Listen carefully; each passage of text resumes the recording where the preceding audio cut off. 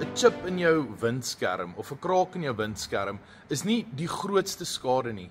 Tog as mens dit lank genoeg ignoreer en maak asof dit nie daar is nie, dan kan daardie chip groei of versprei tot so 'n mate dat mens later jou hele windskerm moet vervang, wat nie 'n goedkoop of 'n lekker speletjie is nie.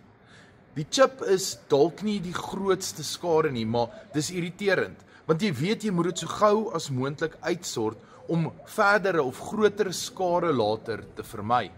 Nou, daagliks vind daar goed in ons lewens plaas wat aan ons harte kom chip. Miskien moeilike gesprekke wat jy moet voer of rowwe omstandighede waarin jy jouself bevind, die toestand van die wêreld of geweld en misdaad wat ons of beleef het of van hoor, en die al ewige stygende petrolprys of wat ook al jy dalk wil byvoeg. Maar daar is soveel goed wat daagliks aan ons harte kom chip.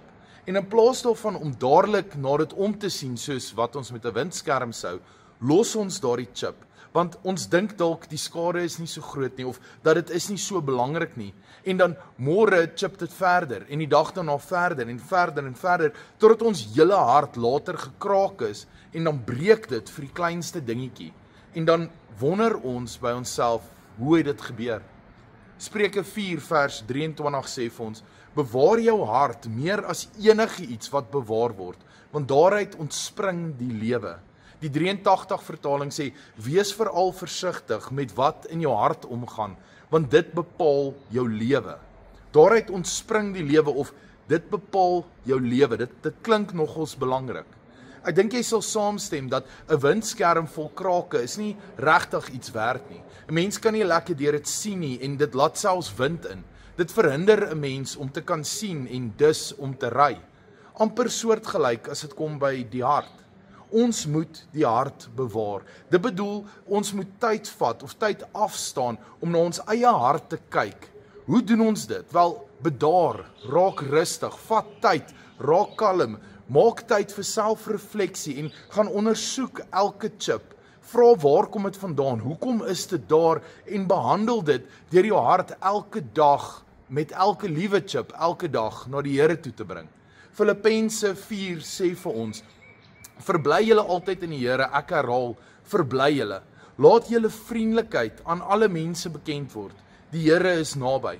Moet oor niks bekommerd wees nie, maar maak in alles julle versoeke deur gebed en smeking met danksegging aan God bekend. En die vrede van God wat alle begrip oortref, sal in Christus Jesus oor julle harte en julle gedagtes waak. Moenie die klein chips ignoreer nie, want net soos 'n klein chip in 'n motor se windskerm, kan 'n klein letsels aan ons harte en ons gees met tyd groter word en uiteindelik groot skade aanrig as ons kies om dit net te ignoreer.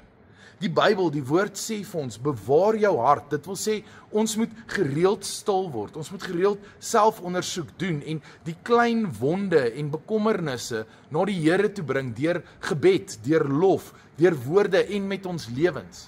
As ons bewus is van ons eie emosionele en geestelike toestand, dan kan ons ook die vrede van God wat alle verstand te bowe gaan in ons lewens ervaar.